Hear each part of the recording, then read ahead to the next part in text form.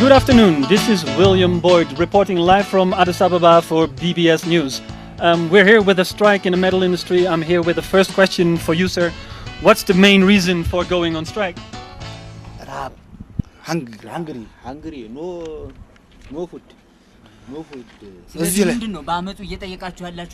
እዚህ ላይ እንገልጸዋለን እዚህ የተሰበሰባችሁ እንዲሁም በየቤታችሁ ሆናችሁ ይህንን አድማ የምትከታተሉ የዓለም አቀፍ ጋዜጠኞች የሀገር ውስጥ እና የሰብአዊ መብት ተከራካሪዎች በሙሉ እኛ የድርጅቱ ሰራተኞች የዚህ ድርጅት የመሰረት ድንጋይ ከተጣለበት ጊዜ አንስቶ አብረን ተጠለን ስንለፋ ኖረናል ይሁን እንጂ በመስሪያ ቤት ውስጥ እድሜያችንና የምንሰራው የሥራ መጠን እንጂ ደሞዛችን ሲጨምር የታየበት ጊዜ ፈጽሞ የለም ስለዚህ የሕገ መንግስቱ አንቀጽ በሚፈቅደው መሰረት አድማ ለመምታት ወስነናል የሚመለከታቸው ባለስልጣናት በደሞዛችን ላይ ለእያንዳንዳችን በነፍስ ወከፍ 300 ብር ካልጨመሩልን እህሉ አባፋችን እንደማይዞር በቁርጠኝነት እናስገነዝባለን እደግመዋለሁ እናስገነዝባለን ለይሄ ነው በቃ ይሄ ነው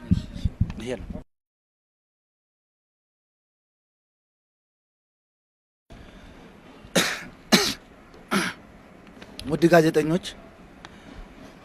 ጋዜጠኞች እንዲሁም የሚመለከታችሁ ባለስልጣናት በረሃቡ ገፍተንበታል መልስ እንሻለን ይሁን እንጂ የሀገራችን ኢኮኖሚን ከግምት ውስጥ በማስገባት 300 ብር አይደል ያልነው ለያንዳንዳችን ማሻሻያ አድርገናል ይሄው ምንድነው 300 ብር መሆኑ ቀርቶ ለያንዳንዳችን 50 ብር 50 ብር እንድትሆንልን እንጠይቃለን አይጎዳም መስሪያ ቤታችንን ነው በቃ ለመስሪያ ቤትም ከማሰብ አንፃር ነው 50 ብር አድርገናል እንዲጨመርልን አድርገናል ይህ 50 ብር ግን እንዲጨመር ቃል ካልተገባልን በቀር ግን በረሃብ አድማው እንደምንቀጥል ገልጻለሁ በቃ እንደምንቀጥል እንገልጻለን 50 ብር ነው አትጎዳም ግምት ውስጥ አድርጉና መልሱን ስጡን በኋላ ላይ እንናገራለን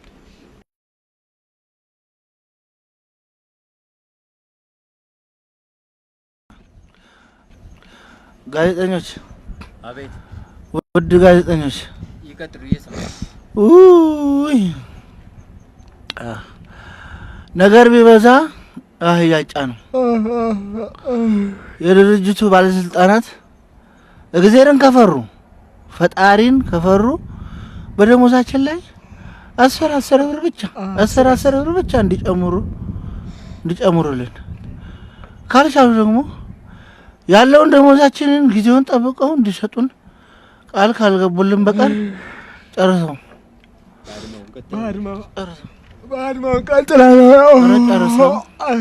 ባድማው እንቀጥላለን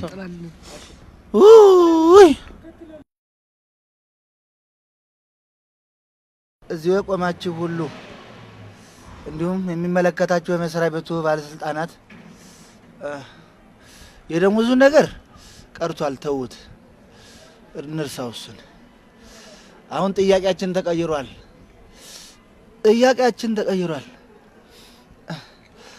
የመስሪያ ቤቱ ሰርቪስ መኪና